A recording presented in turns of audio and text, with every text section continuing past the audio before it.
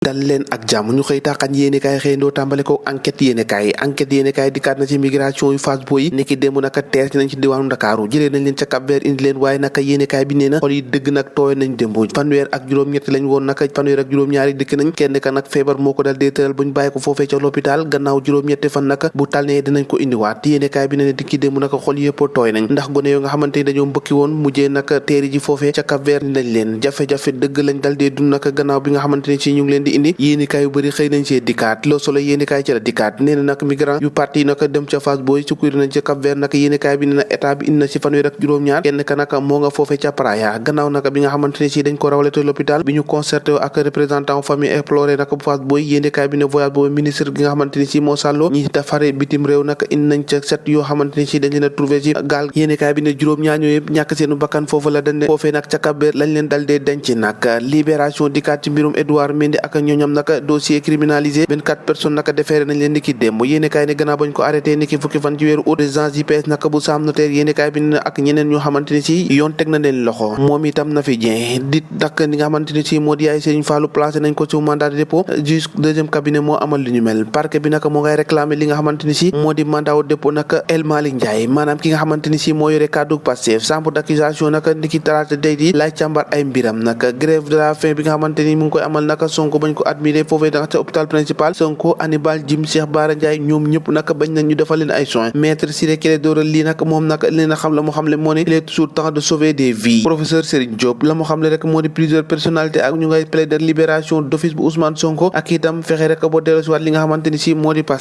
Pastef googee ca coalition bam boo ko Yewwi Askan niki démb naka sonné nañ la charge de ko Macky Sall groupe parlementaire bu Yewwi naka sans gant niki démb naka delluwaat nañ na nguur gi naka ci place am restriction liberté traque patriote Sonko détenu politique à présidentielle 2024 ñoom dikki démb naka bàyyiwuñu dara ñoom Birame Souleye Diop ak ñooñam nag nee nañ àla kulli al Sonko moom nag mooy doon candidat bu Pastef ci élection yi nga xamante ni si ca la ñu dégmal bu yóbboo ñu xam ko ñu xam leneen te moo di protection des droits humains le Sénégal naka élève bu baax la bu ñu sukkandikoo ci ONU nee naka am na ci jéego yu bëri yoo xamante ni def na ko ci ak yelleefu doomu aadama yi yéenekaay bi di lii quotidien moo ko xëy fësal ci l'info yéenekaay moo di tribune salé naka Filimine Sarr répétition président Serigne Diop naka jàpp leen ki nga xamante ni si moo di Macky Sall moo ngi ci fou le feu naka des intellectuels maanaam gaye naka mayatuñ ko dara gannaaw bi nga xamante ni si ñoo ngi giita ngaase ñoomi fi biir naka jëm naka ci valorisation des boues de vidange ak eaux usées yi yéenekaay bi ne économie des égouts laas yéenekaay dikkaat na ci xëddam bu njëkk bu lu bëree bëri laataa loolee naka màggalu Touba bi ñu waaj antenne quotidienne fi mu toll nii naka daanaka jafe-jafe am na ndax Touba moo nga dund naka ci ndox mu métti boo xamante ni si gis nañ ko foofee yéenekaay bi di quotidien dikkaat ci migrants yi nga xamante dañ leen a waru ci Cap-Vert tristesse maanaam sëngéem ak yaram yu daw dëgg naka moo amoon foofee ca Fass juróom-ñaari kooree moom foofee lañ ko mujjee suul foofee ca naka ca Cap-Vert juróom fanweer ak juróom-ñaari naka ñu daal dina indi Fass Boye l'impossible deuil yéenekaay bi ne naka daanaka booy xool tristesse dëgg la ñuy dund nag wàllum politique wàll fu quotidien ci la dikkaat 142 personnalités yoo xamante ni si la ñu bëgg rek moo di dal dee bàyyi Sonko ci boobee jamono Macky Sall am jafe-jafe ngir rek am li nga xamante ni si moo di candidat yéenekaay bi xëy samp ab laaj neen ana lan moo tax Macky Sall bëgg rek a téye ministère bi yéenekaay bi nataalam fës na lool naka ci li nga xamante ni si moo di Walfadjri loxo ba dat gémmi nga mel ni ku jaaxal gaay mooy màggal Touba ak anti inondation fi mu toll li des si màggal gi bëree tut waaye nag si jamono ji ndox maa ngi fa ne coboy Les Échos yéenekaay dikkaat ci beneen mbir naka te moo di mbirum Mama Koundoul yéenekaay bi ne la faux maître chanteur nag arrêté nañ ko Mama Koundoul si jamono ji déféré nañ ko L'Observateur yéenekaay dikkaat ci soit président Macky Sall pour Benno Bokk Yaakaar le temps des complications fi mu toll nii mbir ma compliqué na dëgg Amadou Ba mu nga ne Abdoulaye Dione mu nga ne Abdoulaye Daouda Diallo waxi noppi Mame Boye Diao namit waxi noppi les énormes conséquences signification jëm ci sens Benno Bokk Yaakaar yéenekaay bi xëy na koo fësal ne fi mu toll nii loolee naka jafe-jafe dëgg lay indi élection présidentielle Mame Boye Diao xam na naka si biir Témoin quotidien ne na candidat Benno Bokk Yaakaar que Macky Sall choisir ko wala mu bañ koo choisir lu si munti am rek dafay renoncer wu rek ci li nga xamante ni si moo di poste ya mu am nee na naka dina réformer justice mettre des conditions de performance politiciens yi naka fi mu toll nii nee na nekkatuñu ay adversaire mais waaye ay noon dëgg la ñuy dund fi mu toll nii ndax nee na nag j'ai le droit d'être l'ami de tout le monde yéenekaay bi xëy na koo fasal ay kàddu Mame Boye Diao le peuple yéenekaay nee na BRT a roulé sur Dakar BRT bi naka gars yi nga koy essayé nee na 70% si biir yi naka fi mu toll nii daanaka noppi nañ travaux d'infrastructure pare na meilleur délai nag exploitation commerciale bi ñu ngi koy prévoir naka ci nga xamante ni si moo di décembre 2023 loolu de xibaar bu neex la ñoo ko déggandoo jaageen jëf ba ëllëg